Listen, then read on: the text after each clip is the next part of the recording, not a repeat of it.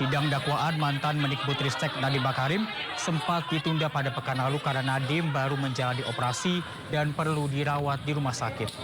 Dalam sidang atas 3 terdakwa anak buah Nadiem pekan lalu, Nadiem Makarim diduga menerima uang 809,5 miliar rupiah terkait dugaan korupsi program digitalisasi pendidikan berupa pengadaan laptop Chromebook di lingkungan Kemendikbudristek pada tahun 2019 hingga tahun 2022.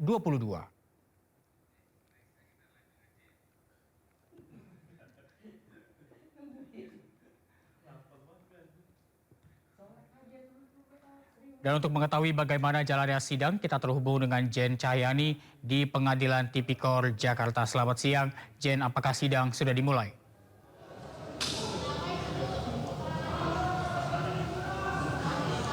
Ya, selamat siang Reza dan juga pemirsa. Tadi sidang sudah dimulai dan baru saja diselesaikan karena persidangan untuk terdakwa Nadiem Makarim ini ditunda dan dijadwalkan ulang pada tanggal 5 Januari 2026. Karena tadi di dalam persidangan dijelaskan mengenai status hukum saat ini Nadiem Makarim yang ternyata ada keterangan dari pihak penasihat hukum kalau ada surat keterangan dokter terkait bagaimana kondisi Nadiem Makarim saat ini yang masih dalam pasca pemulihan operasi. Dan disebutkan dalam surat dokter tersebut memang ada butuh waktu untuk pulih dari operasi setelah 21 hari. Dan ini sehingga dijadwalkan ulang oleh majelis hakim, yakni untuk persidangan selanjutnya pada tanggal 5 Januari 2026 mendatang.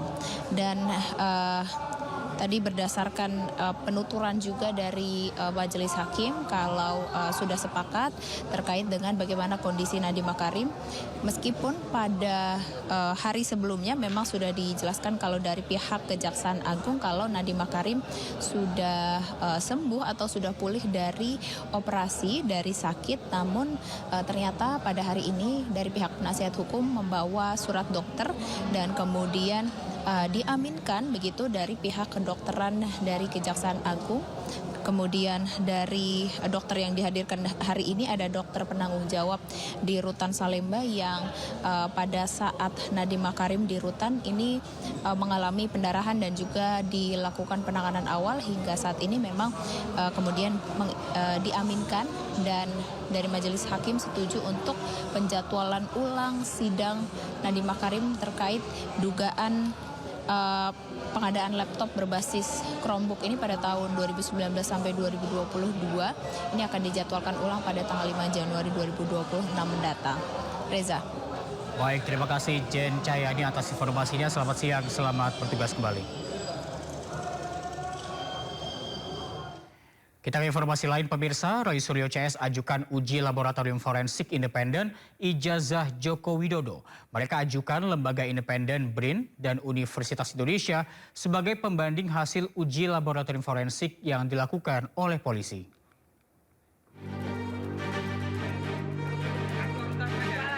Roy Suryo CS mengajukan uji laboratorium forensik independen terhadap ijazah Joko Widodo. 2 institusi independen yang ditunjuk Roy Suryo CS adalah Laboratorium Forensik Universitas Indonesia dan Badan Riset dan Inovasi Nasional. Mereka menyerahkan pada penyidik untuk menetapkan salah satu dari kedua lembaga yang diajukan itu yang nantinya akan melakukan uji forensik pembanding.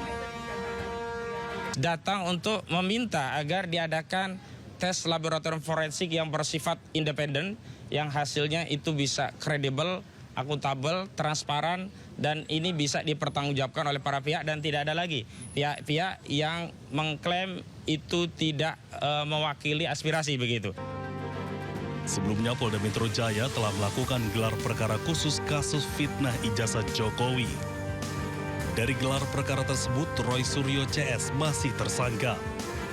Polda Metro Jaya minta Roy CS ajukan pra-peradilan dengan status tersangka tersebut.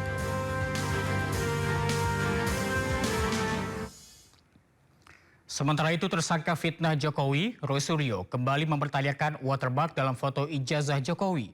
Roy pun menduga ijazah Jokowi itu dimodifikasi. Saya jadi berpikir, Apakah ini barang yang sama? Jangan-jangan ada barang yang lain. Jangan-jangan, sekali lagi. Karena di sini sama sekali nggak ada watermark. Sama sekali nggak ada emboss. Kenapa? Karena waktu itu kita belum mempermasalahkan watermark, belum mempermasalahkan emboss. Jadi jangan-jangan ada modifikasi lagi yang dilakukan terhadap ijazah yang ada di sini. Kenapa? Karena watermark dan embossnya itu tipis sekali. Dan itu hanya secara grafis, secara visual, tidak bisa kami raba. Ya, karena itu sangat mungkin. Kenapa tipis? Karena kalau tebal nanti menimpa semuanya lagi. Nah, nanti saya jelaskan. Kenapa saya bisa melakukan analisis ini? Izin, Pak Kum. Saya terangkan ya, mohon maaf sekali lagi. Jelek-jelek gini, 30 tahun yang lalu saya adalah juara nasional lomba fotografi. Juara nasional loh, juara 1. Ya, lomba fotografi nasional Piala Parpostel. Pada saat tahun yang sama saya juara 1 lomba perkebunan, foto perkebunan. Dan juara 2 lomba iptek Piala Pak Habibie waktu itu. Ya, dan saya juga orang yang tidak hanya berkutat di dunia fotografi motret. Saya adalah orang sejak SD. Sekali lagi, sejak SD, sejak tahun 78, saya sudah mencetak foto di kamar gelap sendiri di rumah saya di Pakualaman. Tim kuasa hukum Roy Suryo CS menambah daftar saksi dan ahli dalam penanganan perkara dugaan ijazah palsu Presiden ke-7 Joko Widodo.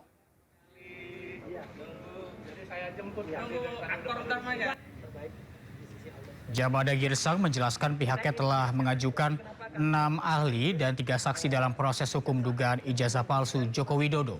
Salah satu nama yang diajukan sebagai saksi yakni akademisi Rocky Gerung. Girsang pun menegaskan penambahan saksi dan ahli telah sesuai prosedur hukum. Hal ini juga sebagai salah satu upaya untuk meluruskan sejumlah spekulasi di masyarakat. Dan saya juga orang yang tidak hanya berkutat di dunia fotografi, sangat tajam. Saksi ahli yang kita sudah ajukan waktu gelar perkara itu ada 3 orang. Tapi saya nggak perlu spill namanya. Kemudian hari ini kita tambahkan lagi 3 ahli. Berarti total semua 6 ahli. Dan 3 saksi adjured. Sebagai informasi, ahli yang kita ajukan hari ini adalah satu, saya sebut namanya adalah Rocky Gerung. Dan sudah confirm melalui Dr. Tifa bahwa Rocky Gerung akan menjadi saksi ahli, menjadi ahli dalam proses perkara berikutnya. Kita ke informasi lainnya pemirsa, setelah ditetapkan menjadi tersangka kasus suap izin proyek, Bupati Bekasi Ade Kuswara Kaunang diperiksa untuk pertama kalinya oleh KPK. Ade Bupati diperiksa bersama sang ayah yang juga tersangka.